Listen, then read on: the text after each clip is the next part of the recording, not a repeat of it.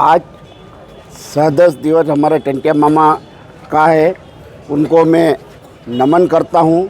आज आदिवासी विकास परिषद के तत्वाधान में हमारे आदिवासी खाद, बिजली, जल, जंगल, ज़मीन और जो 5 किलोमीटर के दायरे में माँ नर्मदा के जो हटाने का हमने निरस्त की मांग की, उसको लेकर आज हमने यहाँ धरना दिया और आज हम यहाँ टंटिया मामा जी के 100 दिवस पे आज यहाँ माल्यार्पण कर हम यहाँ वो दिया है। तो क्योंकि भारतीय जनता पार्टी की सरकार है और हमने कब से माँ नर्मदा की जो 5 किलोमीटर वाले में जो मुख्यमंत्री से भी मांग की थी और यहाँ के मंत्री, यहाँ के विधायक हमारे के लोगों को बेवकूफ़ बना रहा कि मैं निरस्त करवा दूंगा। लेकिन मैं मंत्री से ये पूछना चाहता हूँ कि आप भोपाल में विधानसभा सत्र चल रहे हैं, वहाँ से क्यों भाग के आए?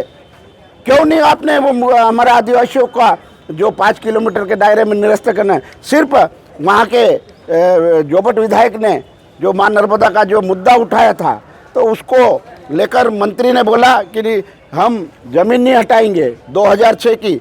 तो 2006 में मैं मंत्री से पूछना चाहता हूँ कि 2006 में कौन लोग बसे हैं, उसकी जांच होना चाहिए। वहाँ हमारे आदिकाल से आदिवासी उस जल, जंगल, ज़मीन में बैठा है, उनकी ज़मीन है।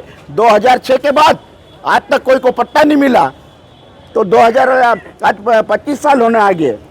तो इसलिए हमने ये आंदोलन किया। दूसरी बात, नागर सिंह चौहान कहता विकास की बात कर रहा है। आज देखो गुजरात कितने पाइलन हो रहे, खाद नहीं मिल रहा, बिजली नहीं मिल रही, ये कौन सी विकास है? जो विकास की बात करता है, रोड की बात करता है, रोड कहाँ पे हुआ है? आज भी आपने एक 30 करोड़ का जो मंजूर करा है, अभी तक कोई अधिकृत कोई नहीं हुआ है।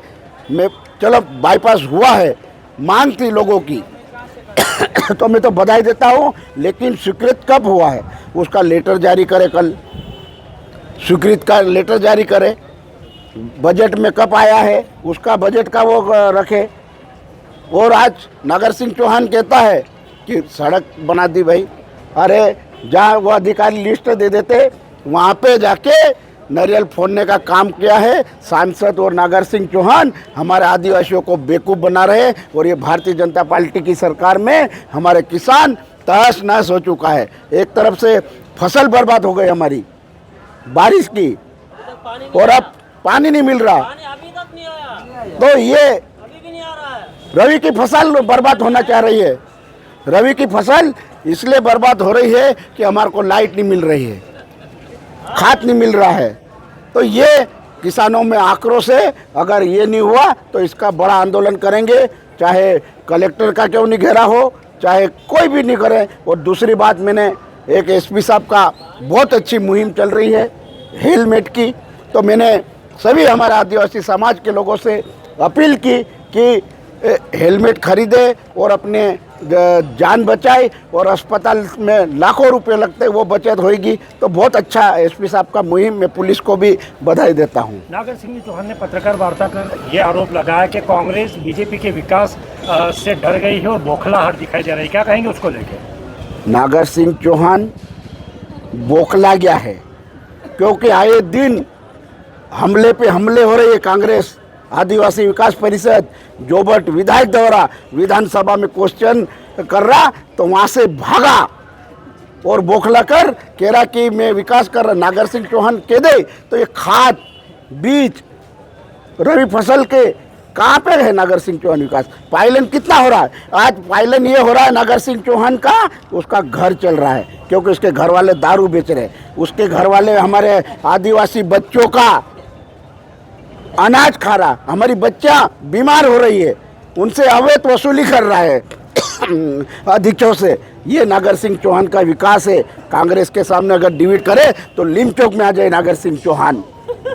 खुले मंच से चेतावनी देते हैं डिबेट की? बिल्कुल खुलेआम मैं कहता हूँ, नागर सिंह चौहान अगर डिबेट करे को कौन सा विकास किया और कहाँ पे करा, तो महेश पटेल उसका जवाब देगा।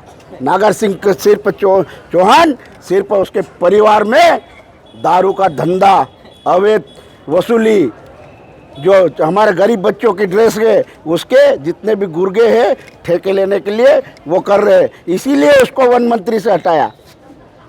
क्या विकास अगर नागर सिंह चौहान करता तो वन मंत्री नहीं हटता, क्योंकि उसके गुर्गे करोड़ों रुपए आज भी मांग रहे ट्रांसफर के नाम पे। नागर सिंह चौहान की पोल खोलेंगे, कई डीएफओ के पैसे खा गया, कई एसडीओ के पैसे खा गया। ये नागर सिंह चौहान, उसकी आदत नहीं जाएगी चोरी की। ठीक।